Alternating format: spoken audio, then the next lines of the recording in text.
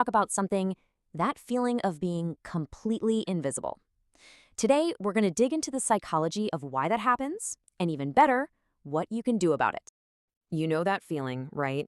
You're always the one sending the first text, and then you're just staring at your phone, waiting for a reply that takes forever. Or maybe it never even comes. Or how about this? You're in a group, you say something, and it's like crickets. Your words just vanish. It's super frustrating, and let's be real, it can really hurt. Okay, but what if I told you this isn't just bad luck? Seriously, it's not random. It's actually all about psychology. And the best part, once you get what's going on, you literally get the keys to change how people react to you. It's a game changer. All right, so let's get into it. We're going to break down the why behind all this. There are 5 main reasons you might be feeling ignored, and just understanding them is the first huge step to, being seen again.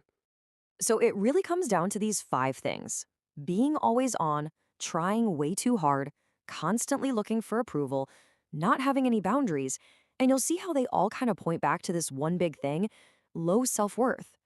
Let's dive into each one. Okay, reason number 1, you are always available. I mean, that text comes in and boom, you reply instantly. Someone needs a favor, your schedule is wide open. You're that super dependable person, right?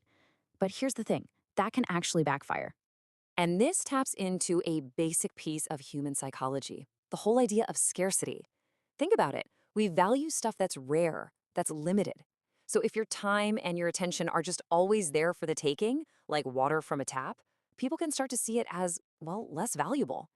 It's just how our brains are wired. All right, number 2, and oh man, so many of us fall into this trap: trying too hard. You know what I mean? You're over explaining yourself, you're sending that dreaded second or third follow up text. You can just feel that you're putting in way more energy than the other person. And trust me, that imbalance is totally noticeable. Here's the problem. That intense need for a response, it can look a lot like desperation. And here's the hard truth. Desperation just isn't attractive. It doesn't pull people closer. It usually pushes them away. Next up, reason 3: the classic people pleaser. You just want everyone to like you, so you find yourself agreeing with, well, everything. You'd rather do anything than have a conflict, thinking that if you're just easygoing enough, people will flock to you. But it's a total paradox, isn't it? Because in your effort to not upset anyone, you end up erasing the very things that make you, well, you. Your opinions, your quirks, your unique way of seeing things, that's your identity. And if that's gone, what's left for people to actually connect with or even respect? And that leads us right into number 4, which is a really, really big one: having no boundaries. It boils down to one simple, powerful truth: people will treat you the way you let them. If you don't draw any lines in the sand, you can't be surprised when people just walk all over them. I mean, look at the difference here. It's like night and day. With no boundaries, you're just kind of a passenger, accepting whatever happens. But when you have boundaries, you're in the driver's seat. You're actively teaching people how to treat you by having opinions and, crucially, by knowing when to say no. You're the one in control. So, those first 4 reasons are all about what you do, their behaviors, but they all grow from the same root. There's one single, powerful source inside you that drives everything else. And honestly, it's the most important reason of them all. And here it is, the root of everything: low self worth. It's that nagging belief deep down that you're just not that valuable. And here's the wild part: you don't have to say a word. People can feel it. It's like you're broadcasting the signal 24/7, and it's the foundation for all those other behaviors we just talked about. Okay, so we've figured out the why. That's the diagnosis. Now for the good part, the how to fix it. Let's talk about the solution.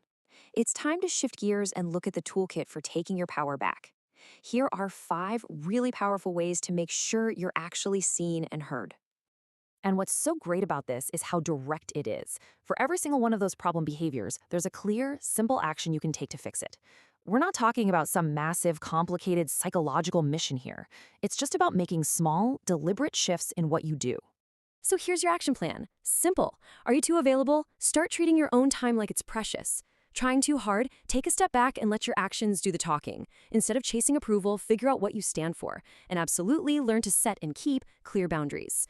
But it all starts with that big one: respecting yourself. Because really, if you don't value yourself, why would you expect anyone else to? And all of this leads to maybe the most important takeaway from this whole thing. The power to change how people treat you. It's not in their hands, it's in yours. It's always been in yours. This right here, this is the mic drop moment. I really want you to let this sink in. It's not personal, at least not in the way you think it is. People aren't ignoring you. They're just responding to the behavior you're showing them. That's it. And honestly, that should feel like amazing news. Why? Because your behavior is the one thing in this whole equation you have 100% control over. Change the signals you're sending out, and I promise you, you will change the responses you get back. You can literally change your life. So, I'll leave you with this one question. This isn't about becoming a whole new person by tomorrow morning. It's about picking one thing, one small, manageable step. So, after everything we've gone over, what's the first behavior you're going to change, starting right now?